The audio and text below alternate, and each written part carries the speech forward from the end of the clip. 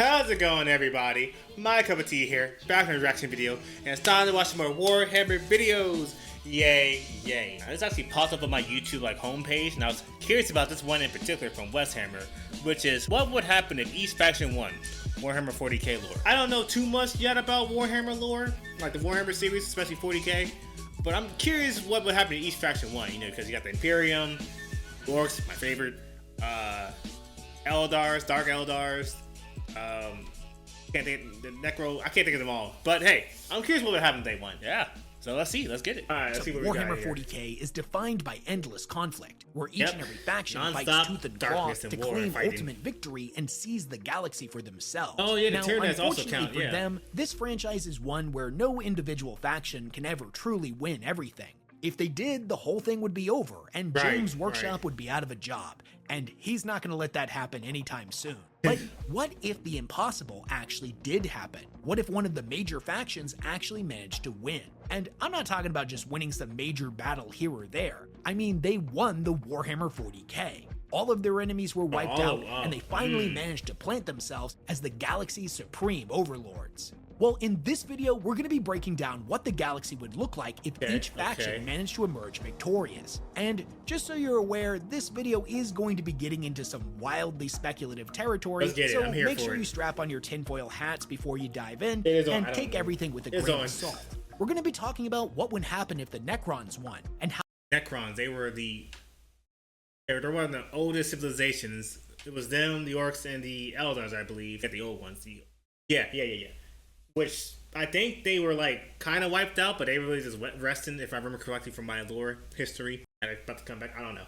Let's play. How that would look. Let's just play. Let me shut up. We're going to be talking about what would happen if the Necrons won, and how that would look radically different depending upon who's in charge, either the Silent King or Imhotep the Storm. I don't know any of these people. Spoiler warning: only one of their paths ends in a happy ending. We're going to be talking about what life would be like for mankind as part of the Tau Empire, and what would happen if chaos managed to merge the warp and the physical universe. Oh, let's not say We're even going to talk about how mankind's ultimate victory would lead the species to ascend into something both unrecognizable and also kind of tragic. We're going to be talking about all that and a whole lot more in this video. But before we dive headfirst into the grimdark, if you couldn't tell, I'm a huge fan of classic fantasy, and it's probably one of the main reasons why I find 40K so endearing. I love seeing all of these fantasy species reimagined in the grimdark future, whether that be dwarves, demons, elves, beastmen, or even the undead. Now recently I've been playing this awesome game that's got all of them in spades, and you're going to want to hear me out, as the developers have partnered with me on this video to provide all of you with some amazing in-game gifts for free.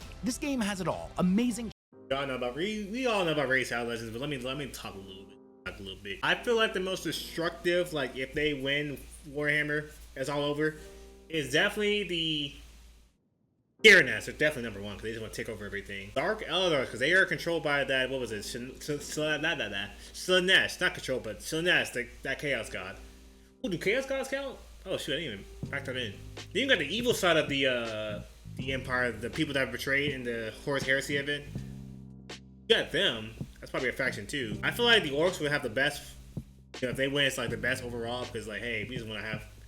Well, actually, that's probably not the best. It'll be funny. I feel like if they won, they just go around just fighting each other all day. If they took out everybody, who would be peaceful? Hey, if they win, it's all good. Eldars, the good ones, maybe. What's a good faction? I can't even think of a good faction because, I know it's heinous to say, but no, I'm not gonna say. I'm not a heretic. I'm not a filthy heretic. So if the Emperor wins, the Imperium wins, we're all good. It's all good here. So I'm no heretic. For the glory of the Empire, for the glory of mankind. A special thanks to Universal Studios licensing. Now back to the grimdark. Oh, we started with the Tyranids. Okay. Okay. Even though the Tyranids are often depicted in the stories as being horrifyingly alien and completely unknowable, when it comes to what they would do if they won, we know exactly what would happen without a shadow of a doubt. Everybody. They would eat everything. Yes. Every planet, every plant, every animal, every man, woman, and child. All would be boiled down into biomass and used to make even more Tyranids. And we even know what would happen after this because of how the Tyranids showed up in our galaxy in the first place. I don't know. Something that was covered in the epilogue of the novel Pharaohs. Once the galaxy is left as a cold graveyard of dead worlds, and there's nothing left for them to consume, the Tyranid winter will begin.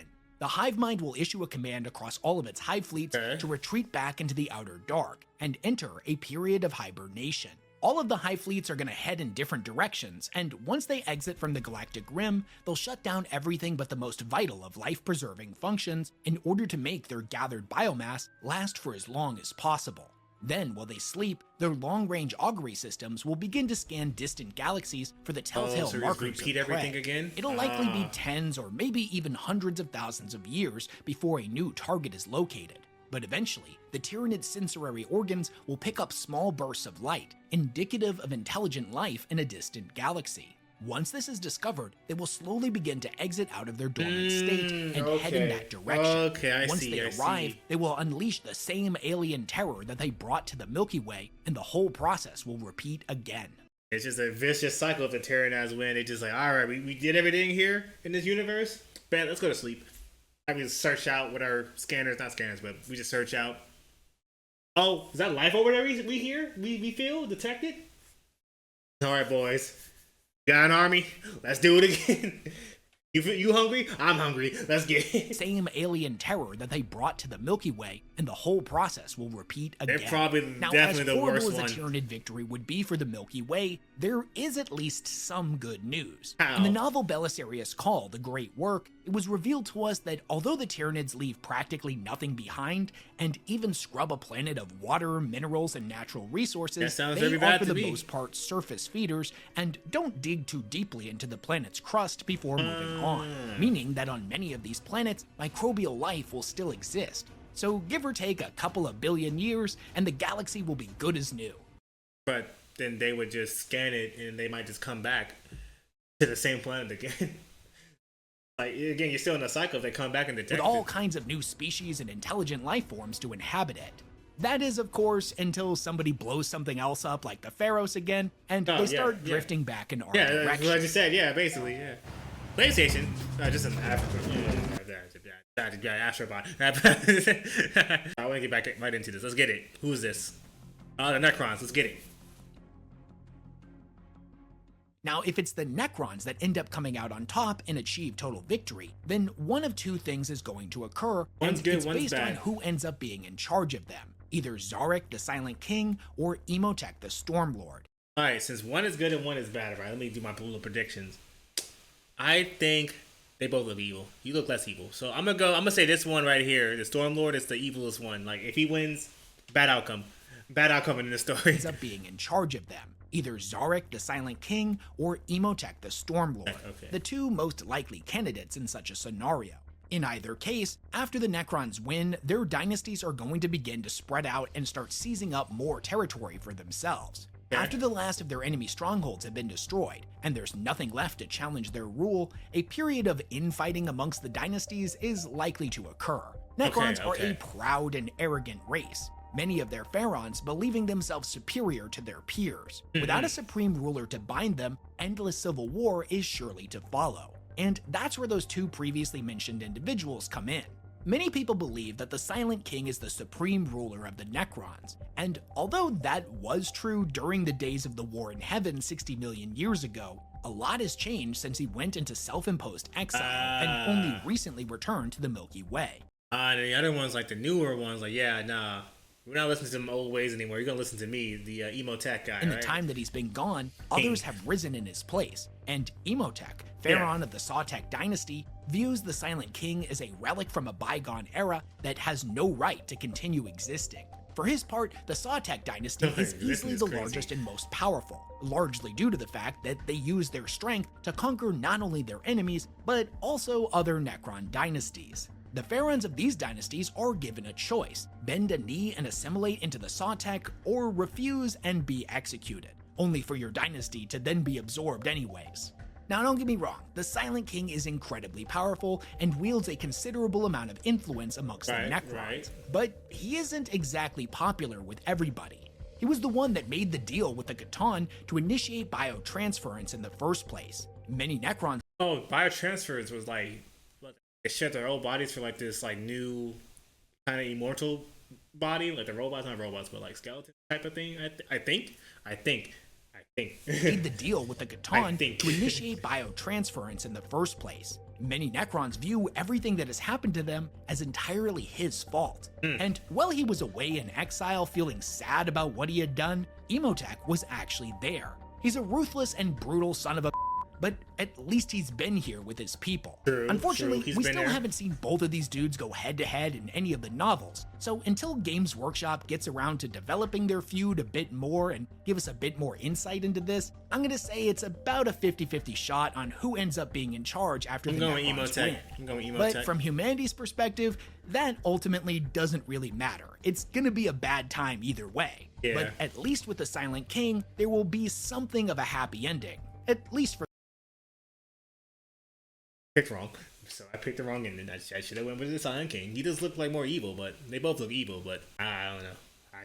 I should have went with the old ways. But at least with the Silent King, there will be something of a happy ending. At least for the Necrons. With Imhotep, however, not so much. How bad is it? This comes down to a difference in philosophy. What is the that? Silent King wants to reverse the process of biotransference, likely by using a host species that the Necrons can download their consciousness into. By doing this, they could pick up where they left off 60 million years ago, using their deathless bodies to secure the galaxy for themselves and then discarding them once they are in control. Because living hosts would be required for this, and a flesh and blood species would have need for plants, animals, and things like that in order to sustain themselves, the galaxy would likely remain much as it is now, and be completely full of life. Sentient species that oppose the Necrons' rule would ultimately be subjugated or maybe even exterminated, but primitive species would be likely ignored. However, by contrast, Imhotep goes in the complete opposite direction. What is he about to do? He views their mechanical immortal bodies as an improvement over organics in every conceivable way.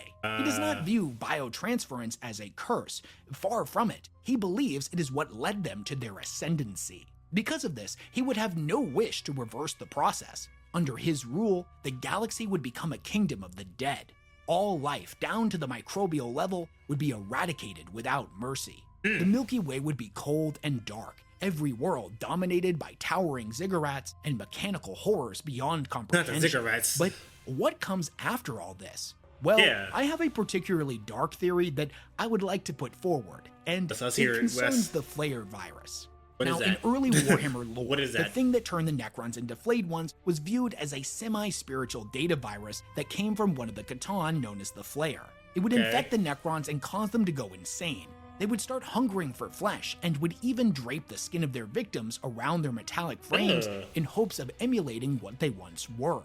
That's messed up. I'm not fighting that. The only problem was that when it came to eating all of that flesh, they didn't actually have mouths to eat it with. They were akin to hungry ghosts, an entity lost to madness that just fell deeper and deeper into a well of insanity with every passing century of their immortal life. In more recent lore, i.e. the Twice Dead King series, it was suggested that the Flare virus is not a virus at all. It is the true inherent fate of all Necrons, that they will all eventually turn into one of these things. Whether it's something that just inevitably happens to each and every Necron, or it spreads like a plague after the Necron total victory, ultimately it doesn't really matter. Since at this point all organics would have been destroyed, the Silent King's dream of reversing biotransference is now utterly and completely dead. Since the Necrons still have no way of repopulating, they'll all eventually become a Flayed One. It may take tens of thousands of years for this to occur, but make no mistake, if Imhotep becomes the supreme overlord of not only the Necrons, but the entire galaxy, one day he will watch as their dynasties crumble and the Milky Way becomes inhabited by hungry ghosts. Yeah, and then what you gonna do? Because there's no, one living on the planet. Because I'm fairly sure everybody would be dead. Well, no. Just like their factions. They probably go fight humans or, other living bio creatures out there. Until there's nothing left, maybe. They go out into the space and find other planets? Crazed entities desperate to consume the flesh of organic creatures that all died out thousands of years ago, leading to an endless age of madness and insanity. Can you imagine what this would look like to somebody visiting from another galaxy? They touch down on a planet and they're clearly seeing signs of ancient civilizations, but they must have all died out a long time ago. They're like, well, sucks for them, but hey, free real estate for us. This place just needs a new coat of paint and it could be a brand new home for Attacked by robot zombies. Nah, I'm good. And then an entire galaxy of flayed ones, literal mountains of them, start ripping portals across space and time and descending upon them. Human! And they're like, Jesus Christ! So yeah, total Necron victory isn't going to be good for humans, no matter who ends up as their supreme leader, but at least with the Silent King, is somebody will get a happy ending. True. Gotta leave Rogue. Okay. Alright, so both the bad outcomes involve everyone getting eaten. It seems. They're not still the worst ones. Necrons aren't the worst for like them because they always go mad if the Emotech wins. He would just go mad like because again he doesn't want to like do the biotransfer, burst it. So they'll go crazy with the flare virus in the future. It's gonna happen. Next up we got the Orks. What is this? There we go. Let's go Orks. Probably the best outcome. Let's hear it. Come on. Now, it's certainly not going to be fun for anybody else, but if the Orks manage to achieve total victory, they're going to have a great time. Oh, the galaxy is going to become one big chaotic and violent playground. I knew it. Dominated by warring Ork clans. Now, at first, they're just going to have fun hunting down the last remnants of power from every other major faction, either exterminating them outright or taking them as slaves. However, after they've run out of enemies to fight, the Orks are going to do what they always do when boredom takes hold. They're going to turn on each other and start warring amongst themselves. The galaxy's natural ecosystem after this will completely collapse, and will be replaced by Ork biomes. As the clans wage war across the galaxy, each and every planet will become absolutely saturated in Ork spores. They will spread like a plague until every surface is teeming with Orkoid life, be they the birthing pods of new boys, squigs, Gretchen, or feral Orks. All technology in the galaxy will be scavenged and orkified, the mech boys creating ever more bizarre and unstable contraptions, some going as far as turning entire star systems into massive malfunctioning engines of war. Now, I know this part is going to come completely out of left field, and I recognize that, but just hear me out. As demonstrated in the War of the Beast, the more Orks gather together, the smarter they collectively become. With the Ork population now completely out of control, I think we may enter a period where the Orks start to revert back to their previous form. That is to say, they'll revert back to the Krorks. The Krorks that was involved in that war with the Necrons, I believe, right? Oh wow, I forgot because they evolved. Because someone told me in the comments way back when I used to start watching Warhammer that before there was Orks, they were the Quarks, right? Quarks, yeah. Revert back to their previous form. That is to say, they'll revert back to the Krorks, the 30-foot tall, super intelligent life forms from back during the days of the War in Heaven. Yeah, after this point, they may even reach a point somehow beyond that, as the galaxy becomes completely dominated by Krorks. If such a thing takes place, I think it's reasonable to believe that these super Krorks would be able to develop technology that allows them to travel to distant galaxies. I'll be here for thus that. Entering a dark new era for the universe, a never-ending war that spreads out to all of reality. Okay, well, that doesn't sound too fun. Yeah, that's an interesting thing I stopped on. Well, now that doesn't sound too fun. I thought they're gonna be messing with each other in their in that universe. But if they become Krorks, they'd be like, wait a minute. No, let's stop fighting real quick. Hold on. Why fight each other if we can just go out and fight other people in the universe? Constant war. Yeah, that sounds good. Yeah. Era for the universe. Oh, Lordy. A never-ending war that spreads out to all of reality. Hey, it's my belief, however, that due to the inherent need for conflict within the Ork species, it's unlikely that they would all join forces and head to a new galaxy together. Likely, they would each go off in different directions, much like what would happen with the Tyranids. Hundreds of thousands of galaxies would suddenly have Orks entering into them. And by the time they got there, they would have spent a considerable amount of time away from the combined Wa, thus leading to the super intelligence from before slowly reverting back to the Orks we know today. In conclusion, if the Orks win, they'll end up doing the same thing they've always done, but in a new place and a new time. Hey, that Honestly, sounds like a fun time. It would be hilarious if this is actually something that already happened, and Warhammer Fantasy and Age of Sigmar are actually sequels to Warhammer 40K.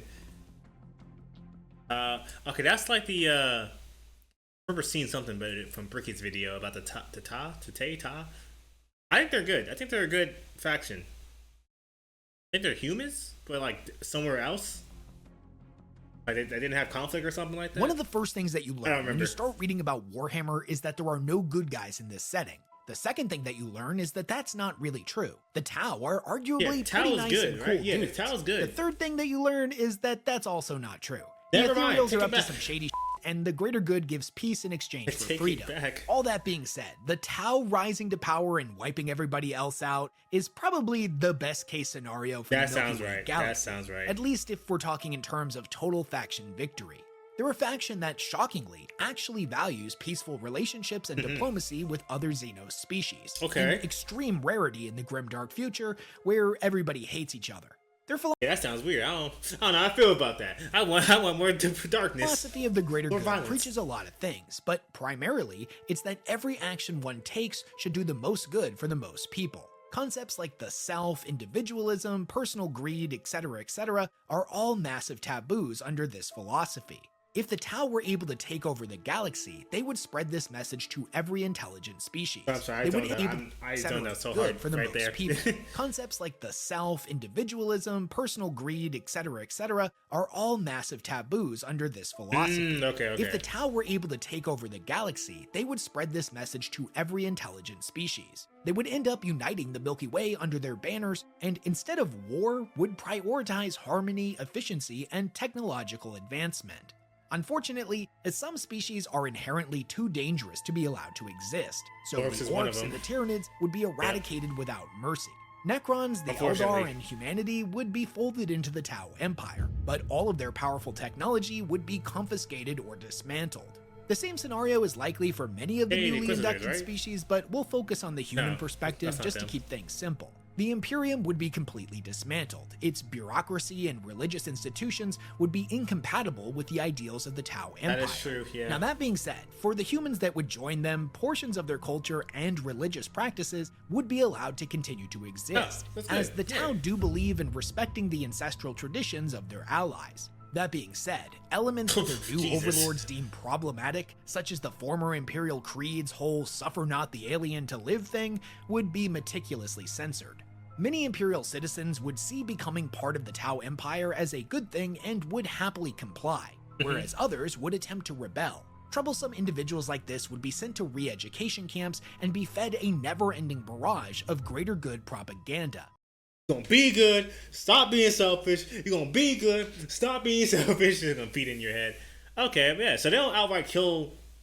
Like if you don't like go to their ways, they won't just outright kill you unless they deem you like, we can't be fixed. Like the Orks and the Tyranids. They will try to like fix you, educate you until you go adapt to their ways. Re-education camps and be fed a Tau seems to never-ending be the barrage best of greater good options if propaganda they win. until they could be brought back into compliance. Regardless of what is or isn't allowed, over the millennia, human culture would begin to erode and be forgotten. It may take an incredibly they're not long humans, time for okay, this I to thought they were happen, humans, but Tau. eventually humanity would fully assimilate, and the Imperium would become nothing but a distant memory. Now, all of the new no, species Emperor being folded mankind. in would be forced into the Tau's rigid social structure. This would entail the suppression of individuality and the stifling of personal freedom. Autonomy Oh, and yeah, that's tradition right, yeah, would be that's what they sacrificed said. in the name of homogenization. As I mentioned before, this is an element that would lead to dissatisfaction and potential rebellions, True, which in true. turn will cause the Tau Empire to bring down the hammer, making an example out of all those who refuse to accept the greater good. Okay, so when I said about they're not gonna kill you if you don't go their ways, I take all that back again. I'm gonna stop talking now. In many ways, humanity would end up trading the leash of one master for another, bound into servitude no longer by the imperial war machine, but the greater good's promise of peace and progress via assimilation. I'm mostly focusing on the negatives here, but all things considered, I think the vast majority of Warhammer fans would agree that if they were to Nice. suddenly be isekai'd into the 40K universe, Yes. they would pray they ended up on a Tau world Yes. rather than in the hive cities of the Imperium. Either Tau or goblins. Like if I'm like a goblin guy, then hey, I guess I'm going out swinging. I guess I'm just going out swinging. Tau, best option. If not, goblin. Other than that, no. Any other faction? No. Like I said before, however, it's not all sunshine and rainbows under the Tau's banners. A lot would be sacrificed. But by comparison, it's probably an overall better bet. Yes, it is Imperial definitely citizens better. still may not have a lot of freedom, but at least they'll be safe, and their quality of life will be marginally better. That is, of course, until the Ethereals recognize that humanity is actually the most dangerous species of all, and keeping them alive is continuing to influence the warp and empower chaos. At that point, all of humanity will likely be killed. But hey, it was fun while it lasted, for the greater good and all that. Hold on now, wait a minute now. Let's not think about it like that now. Let's not ruin the good mood, crush the vibes here, Wes. I was rocking with the talent until you said that. Now I don't know about the talent anymore. And we're back. I don't know what this one is. The Ruinous Powers? For mankind, any faction achieving total victory would be catastrophic. In many respects, that includes the Imperium itself, but we'll get into that a bit later in the video. However, one faction stands apart from the rest as a truly worst-case scenario, and that would be if the forces of chaos emerged triumphant in the grim future. Okay. Such an event would have profound consequences for the Milky Way and all of reality. Chaos is traditionally represented by the 4 chaos gods: Khorne, the god of bloodshed and murder; Tzeentch, god of sorcery, lies, and treachery. I want to know more about Tzeentch. But really all the chaos gods. Even Nurgle. Nurgle, the god of life, death, plagues, and disease; and Slaanesh, the dark prince of excess. If left with none to stand against them, the galaxy would be overwhelmed by rage, bloodlust, ambition, decay, despair, and indulgence. Order would completely collapse. The kingdoms of man and the Xenos empires would crumble and descend into anarchy. The entire galaxy would come to look exactly like the Eye of Terror, as the fabric of reality was torn apart and the warp and real space melded together into an eternal hellish existence. With chaos ascending to power, the God Emperor of mankind would be destroyed or corrupted, an event that would shatter the Imperium and leave the million worlds of humanity isolated or consumed by rampaging warp storms. With no god to guide them, the faithful of humanity would be eradicated. All others would turn to the worship of the ruinous powers simply to survive. Species like the Tau, Tyranids, and Necrons, who, under normal powers, faithful of humanity would be eradicated. All others would turn to the worship of the ruinous. What is this? What is this from? This is okay. This is messed up. It looks messed up to me. To survive. Species like the Tau, Tyranids, and Necrons, who under normal circumstances have little to no impact on the warp, and thus are rarely, if ever, influenced by chaos, would be unable to adapt to this new nightmare reality and would be wiped out. With the Eldari, a couple of different things could possibly happen. The Webway would be destroyed under tides of demons, the Laughing God suffering the same fate as the Emperor. The Dark Eldar, having evolved to no longer be a psychic species like their cousins, would likely go the way of other, less warp-touched species, devoured wholesale by Slaanesh. In her gluttony, it is likely she would consume the souls of all of the other Eldari as well, but this would take some time. In the species' last few centuries of life, however, the remaining Eldari would become fully corrupted by chaos, and now existing in a universe flooded with warp energy where reality bends to the individual's will, these few surviving corrupted Eldar would see their abilities increase to ludicrous proportions, turning them into powerful warlords, the equivalent of demon princes, or even greater demons. In time, however, they too would end up becoming consumed by She Who Thirst. This would end up bringing about the prophesied creation of Ynid, the Eldar god of death, though at this point it would be too little too late. Ynid would not be capable of standing against the empowered chaos gods and would likely be wiped out without much effort. And the can't stop the chaos gods looks like Orks, I'm just gonna be honest with you, I'm pretty confident they wouldn't be too bothered by all the changes. Sure, they would certainly notice that something was different considering the whole galaxy was on fire, but meh, when life gives you lemons and all that. They would either become the puppets of Khorne, unable to continue worshipping Gork and Mork as Khorne's influence increased 100-fold, or, and fair warning, I'm gonna go full tinfoil hat mode here. Let's do it. Considering that the Orks would without a doubt thrive during the Chaos end times, Gork and Mork themselves may ascend to become the 5th and 6th Chaos gods. Definitely put that tinfoil hat on. There's 5th and 6th? I don't know how that would happen. I don't see that happening. I feel like it had to be like a major change for like there to be a birth of a new chaos god, like with Slaanesh. Slaanesh was born. Ork and Mork themselves may ascend to become the 5th and 6th Chaos gods, due to the Orcs' population ballooning out of control and the entire collection of them beginning to be warped by the mutating energies of the Immaterium.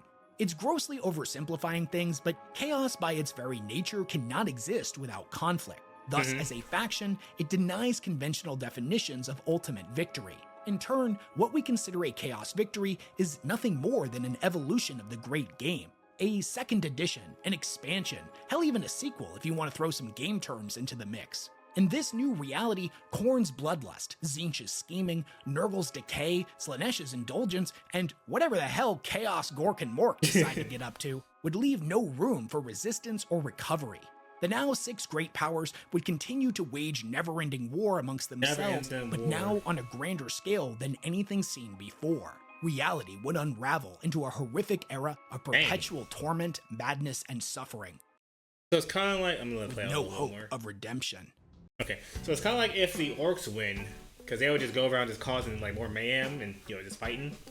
But way, way worse, because now you have all the 4 Chaos gods plus possibly the 2 other gods of the Orks. And so you have all this fighting, all this like torturing going on, scheming, all this disease everywhere, constant fighting throughout the entire galaxy. It might even transcend and go to some other galaxies or universes as well. Who knows? I think that might be the worst, because with the Tyrannus, it's gonna be eating everything and you're basically done. But with the Chaos gods, if they win, the Chaos powers, if they win, constant pain, constant torture, never-ending torture. It's not like the Tyrannus where they eat everything, they're gone. Once they kill you, you're done.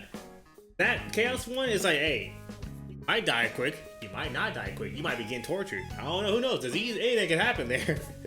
Who knows? Oh, we got the Eldars. It could be the second best, actually.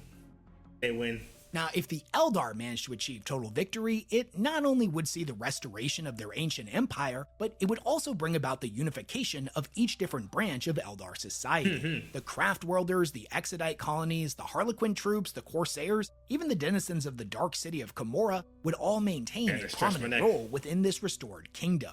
As the Eldar are a dying race and don't really have the numbers to achieve total victory the old-fashioned way, 5%. Their victory would likely come about through the creation of Ynid, via gathering the 5 Crone Swords, thus overriding the clause that says the only way the nascent god could be birthed is through the death of the entire species.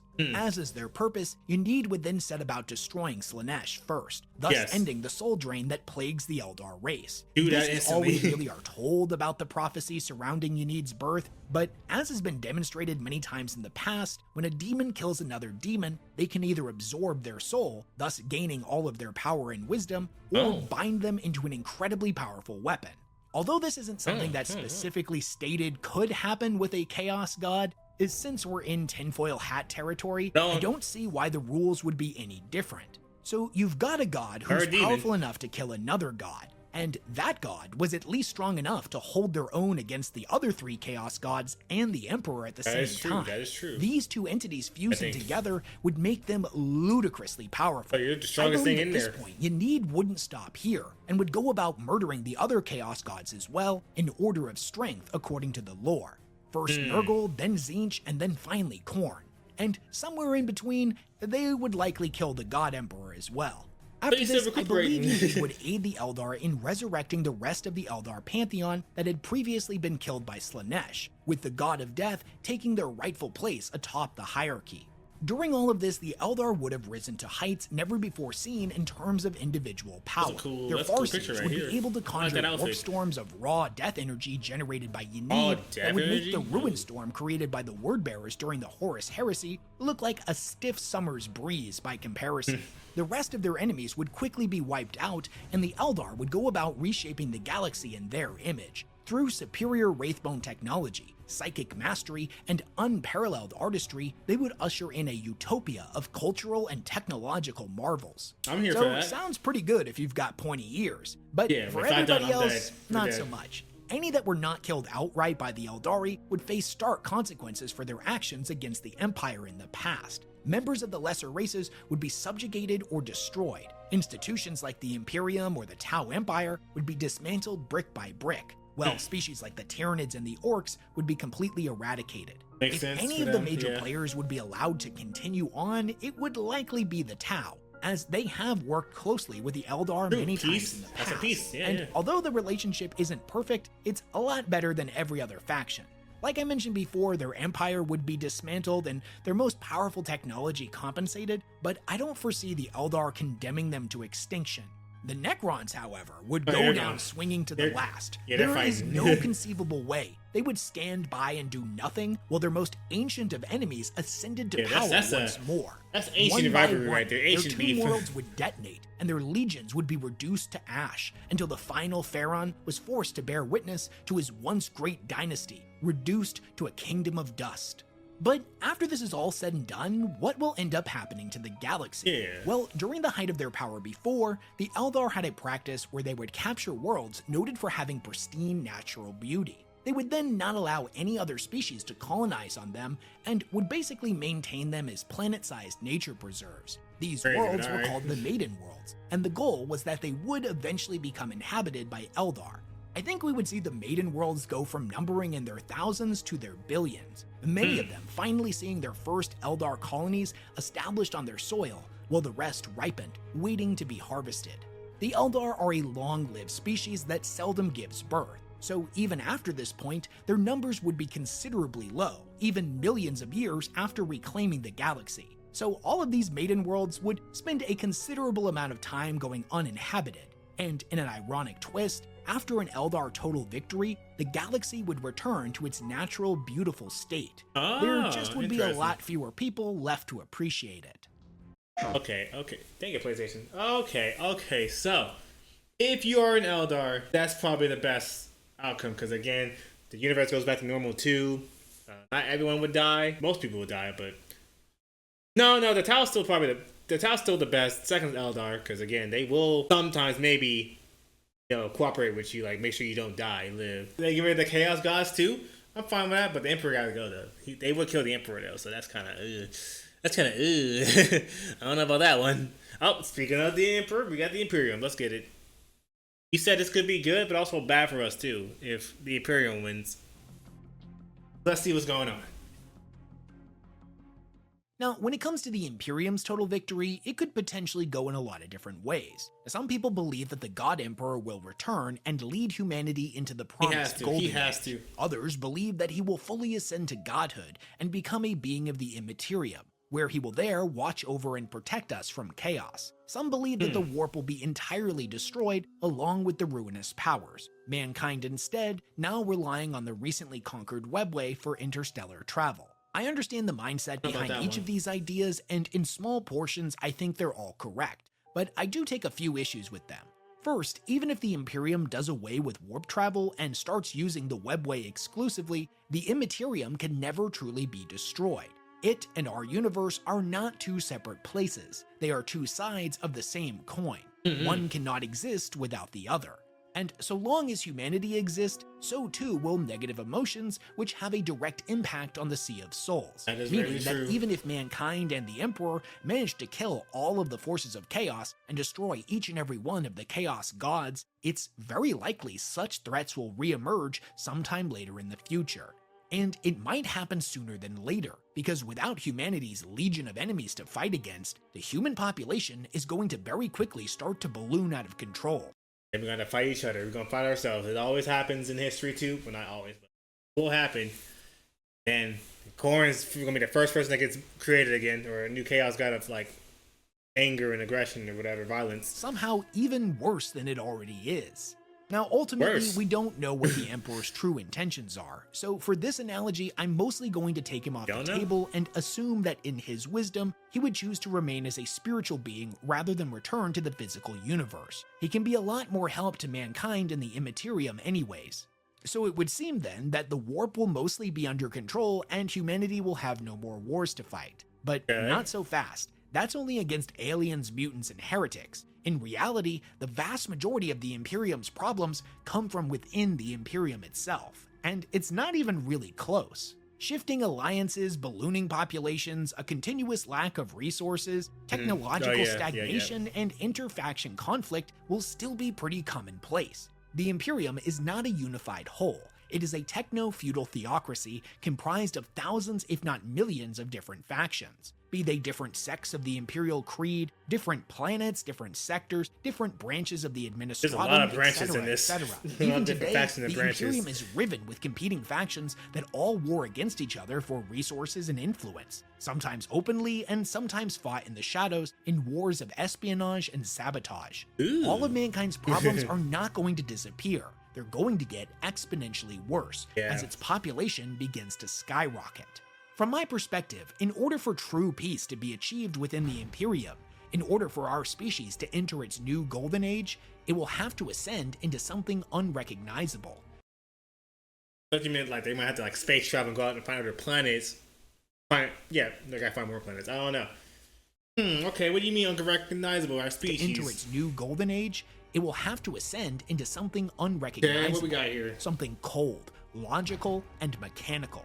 It is for this reason that I personally believe the most likely scenario to occur after an Imperial victory will in time reveal itself to be a victory for the machine, a victory for the Adeptus Mechanicus. Oh shoot! So what would this action look like then? Well, after the last of mankind's foes are slain and the Imperium has declared total and complete victory, they will begin their largest expansion effort yet, spreading out to every corner of the galaxy, wherein they establish new colonies on every world capable of supporting life, including those previously held by their foes. The dogmatic creeds that bind the Imperium for making considerable leaps forward in technology will still be in place. So, just like today, the only true form of advancement comes in the form of constructs created by recovered STCs from the Dark Age of technology, the vast majority of which being controlled, maintained, and studied by the Adeptus Mechanicus.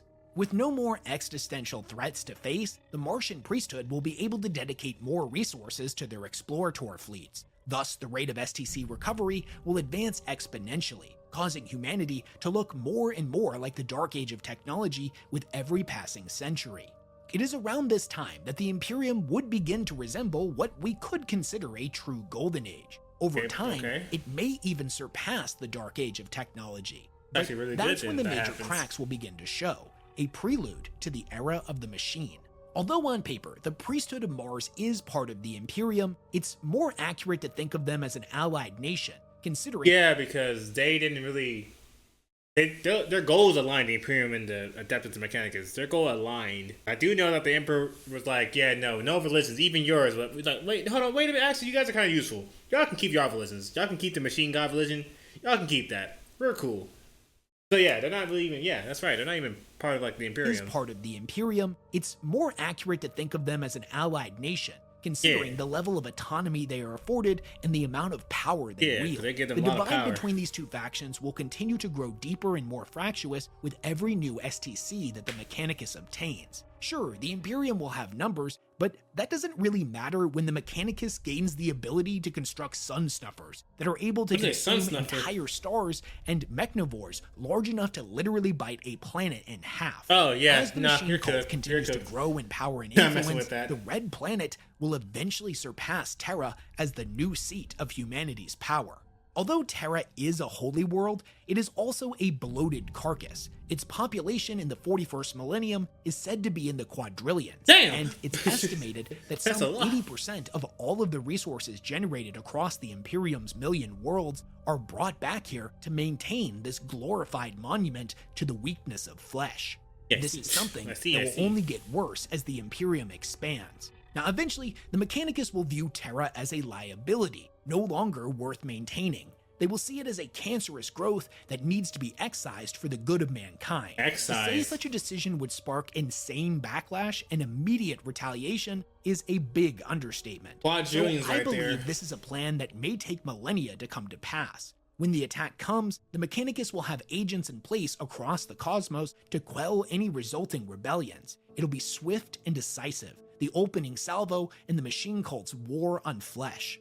Considering that they own all of the STCs, all of the Forge worlds, all of the technology, and all of the means of production, it is likely that there will be very few that could actually stand against them. It would be cooked if they like try to fight against us, the Adeptus Mechanicus, because they have all the technology stuff, especially STCs that have like even greater technology stuff in there. Because even just recovering a percentage of STC from like a device or whatever is monumental advantage. And if they grab all of them, Yeah, no. Yeah, no. Yeah, it's over. No matter how many people we got, no matter how many foot soldiers we send at them, how many Space Marines, they got them crazy technologies. We're cooked. At this point, We're done. many would likely support such actions. In the thousands of years they took to make their move, the machine cult would have been spreading propaganda and inducting larger and larger segments of the population into their teachings. Not only would Mars have become the most powerful planet in the galaxy, but it is also likely that at this point, the machine cult has surpassed the Imperial Creed as the dominant religion of mankind. Hey. After the Mechanicus has formally risen to power and has taken control of the Imperium in its entirety, its dogmatic teachings will continue to spread until all have been assimilated into the cult. All of our species will become further mechanically augmented, and after the last of the STCs is recovered, the Mechanicus will unlock the secrets of and make contact with the true machine god. It is at this point that humanity will begin to reach its apotheosis, where it will transcend flesh entirely and become fully mechanical. A galaxy-spanning supercomputer where every world and every individual person is another node in its vast interconnected network. The galaxy will grow cold and still, every planet dominated by towering servers and massive databanks. From the outside perspective, it will look as if the Milky Way is dead, but this couldn't be further from the truth. The galaxy is— No, we're alive. We're alive and kicking. We plotting. We analyzing. We got technology advances coming out the wazoo. If there is anything left of the human species, they will now exist as data ghosts, echoing throughout the galaxy's servers.